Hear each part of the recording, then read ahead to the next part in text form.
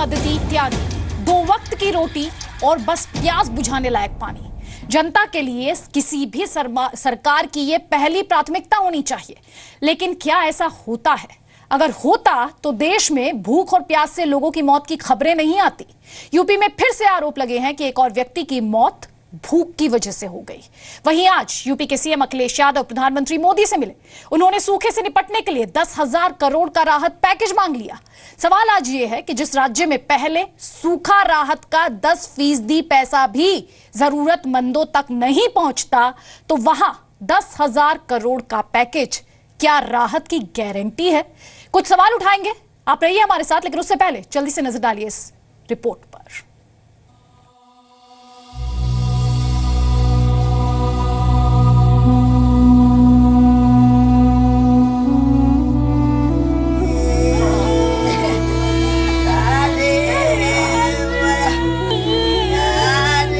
खाने को कुछ नहीं आता है उसके घर में। भूखे 2 दिन से नहीं खाई थी बिल्कुल कुछ। देखिए, मैं इस पे जांच कर लूंगा। क्या कोई ऐसी जांच हो सकती है जो ये बता सके कि सुखलाल की मौत की वजह भूख और गरीबी है? और है भी तो क्या सरकार मानेगी कि सुखलाल की जान उसके सिस्टम की लापरवाही ने ली है? यूपी के ललितपुर के सुखलाल का परिवार कहता है कि घर में कई दिन से अनाज का एक दाना नहीं था। बच्चों की भूख देखी नहीं गई तो उसने घर छोड़ दिया, और अगले दिन जब उसका शव लावारिस मिला तो जेब से निकले सूखी रोटी के चंद टुकड़े। खाने को कुछ नहीं आता है उसके घर में, और 1 लाख रुपया कैजा को लाए तो कुछ खावे नहीं है तो उसके घर में तो जो बच्चन को मांग के खिलाया। 2 दिन के भूखे निकल गए। भूखे 2 दिन से नहीं खाई थी बिल्कुल कुछ। 2 दिन से बिल्कुल अकेला दूध पी के जाते रहे थे। बेटा इतना कोरा नहीं खा के गए। लेकिन सुखलाल के परिवार की बात सच भी होगी तो सरकार कभी ये बात नहीं मानेगी, क्योंकि सरकार के लिए बड़ी शर्म की बात होगी जहां विज्ञापनों पर सैकड़ों करोड़ खर्च करके उपलब्धियों का बखान होता है, वहां किसी की मौत भूख से हो जाए।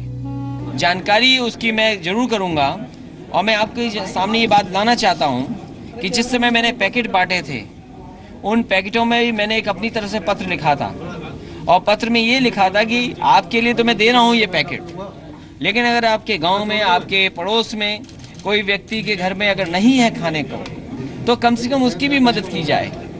तो मैं इस पर जरूर जांच करूंगा कि आखिरकार क्या कारण है जिससे उनकी मृत्यु हुई है। जांच जब होगी तब होगी, लेकिन सिस्टम इस हकीकत का सामना कैसे करेगा कि सुखलाल के गांव में 2 महीने से राशन नहीं बटा था, और ये बात गांव प्रधान ने भी मानी। 2 महीने से उसका राशन मिलता था। पहले उसका ऑनलाइन में राशन कट गया, तो 2 महीने से उसको राशन भी नहीं मिला है। इस महीने में अभी बटा भी नहीं है। जो समाजवादी सामग्री है अभी वो भी नहीं बटी है, इसलिए स्थिति तो उसकी खराब थी। इससे पहले यूपी के बांदा के किसान नत्थू की मौत भी ऐसे ही हालात में हुई थी, और अब बारी थी सुखलाल की। यूपी के करीब 50 जिलों में सूखा है, जिसमें बुंदेलखंड की हालत सबसे ज्यादा खराब है। सूखे की चपेट में बांदा, चित्रकूट, महोबा, ललितपुर और झांसी भी है। इसीलिए जब देश में सूखे की चपेट में आए 3 राज्यों के मुख्यमंत्रियों ने पीएम से मुलाकात की, तो बुंदेलखंड से वाटर ट्रेन लौटा चुके अखिलेश यादव ने 10,000 करोड़ से ज्यादा का राहत पैकेज मांगा, ताकि राज्य सरकार सूखे से निपट सके। लेकिन इसी मांग ने सवाल उठा दिया है कि यूपी सरकार क्या राहत के नाम पर सिर्फ सियासत कर रही है? यूपी में सूखा राहत के लिए केंद्र सरकार ने कुल 867 करोड़ रुपए मंजूर किए थे, लेकिन यूपी सरकार सिर्फ 52 करोड़ ही खर्च कर पाई। वहीं केंद्र सरकार पर भी सवाल ये कि सूखे से राहत के लिए राज्य सरकारों के साथ ऐसी बैठ के क्या पहले नहीं हो सकती थी? क्या ये माना जाए ये मौत पेट की भूख से नहीं, भूखे सिस्टम की वजह से हुई? सवाल ये, क्या जब तक जान नहीं जाती तब तक सरकारें जागती नहीं? क्या सरकार गारंटी ले सकती है कि 10,000 करोड़ के पैकेज से नथुलाल और सुखलाल जैसी मौतें और नहीं होंगी? क्या सूखे पर केंद्र और राज्य की ये बैठक और पहले नहीं हो सकती थी? तमाम संसाधनों के बावजूद पार्टियों में दूरदृष्टि की कमी क्यों होती है? जी हाँ, भूख प्यास से इस देश में मौत कब तक होती रहेगी? कोई लेगा कि अब भूखमरी से किसी की मौत नहीं होगी? इस बात की गारंटी कोई लेगा? कोई नेता इस देश में आंदोलन चलाएगा कि भूखमरी अब तुम भारत छोड़ो? ये वो तमाम सवाल है जिनके जवाब तलाशने की हम कोशिश करेंगे। कई खास मेहमान हमारे साथ हैं। संबित पात्रा बीजेपी के राष्ट्रीय प्रवक्ता हैं, बीजेपी की सेंट्रल कमेटी में ओडिशा के प्रतिनिधि हैं, राजनीति के साथ साथ ये जाने माने सर्जन भी हैं। कांग्रेस पार्टी की तरफ से राजीव त्यागी हमारे साथ हैं, कांग्रेस के राष्ट्रीय प्रवक्ता हैं, उत्तर प्रदेश कांग्रेस कमेटी के जनरल सेक्रेटरी रह चुके हैं, मीडिया में कांग्रेस का पक्ष रखते हैं। समाजवादी पार्टी की तरफ से सैयद आसिम वकार हमारे साथ हैं, एसपी के व्यापार और अल्पसंख्यक सभा के नामित सचिव हैं, समाजवादी पार्टी के सचिव भी रह चुके हैं, मीडिया में समाजवादी पार्टी का पक्ष रखते हैं। आलोक मेहता साहब हमारे साथ हैं, वरिष्ठ पत्रकार हैं, आउटलुक हिंदी के संपादक हैं, 40 साल से पत्रकारिता में सक्रिय हैं, देश के बड़े अखबारों और पत्रकारों से वो जुड़े रहे हैं। साल 2009 में आलोक मेहता को पद्मश्री से सम्मानित किया जा चुका है। आप सभी मेहमानों का बहुत बहुत स्वागत है। मेरा पहला सवाल सैयद आसिम वकार साहब आपके साथ है। सर, तमाम लोग, हमारे सभी दर्शक, जब से हमने इस कार्यक्रम के विषय को लेकर उन्हें सूचना दी उसके बाद से लगातार हमें कई सारे ट्वीट्स मिल रहे हैं साहब, और सब सवाल सिर्फ ये कर रहे हैं कि जब समाजवादी पार्टी लोगों की प्यास नहीं बुझा सकती थी तो जो केंद्र सरकार की तरफ से टैंकर भेजा गया वो आपने क्यों लौटा दिया? सर, अगर टैंकर जब पहुंचा तब आप में पानीदारी थी तो अब ये 10,000 करोड़ रहते हुए आपका पानी मर गया है क्या सर, जब मांग रहे हैं आपके सीएम? अरे आदिति जी, बहुत सम्मानित चैनल, बहुत बड़ा चैनल आपका है और सैकड़ों, मैं समझता हूँ हजारों आपके पत्रकार ज़िले होंगे जो आपको रिपोर्ट करते होंगे।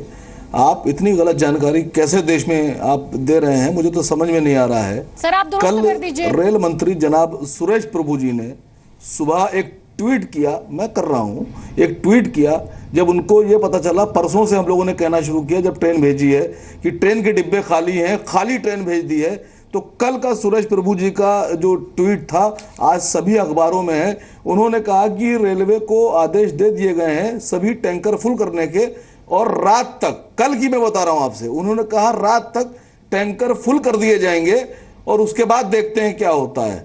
तो सीधी सी बात, खाली ट्रेन भेजी थी, झांसी में झांसी का ही पानी भर दिया आपने, हमारे प्रदेश में ट्रेन भेजी आपने दुनिया को दिखाने के लिए कि पानी की ट्रेन भेज रहे हैं, और उसके बाद झांसी में खड़ी करके झांसी का पानी ट्रेन में भरने के बाद आप क्या दुनिया को संदेश देना चाहते हैं कि भाई अगर झांसी में पानी नहीं था तो आपने ट्रेन में झांसी में पानी भरा क्यों?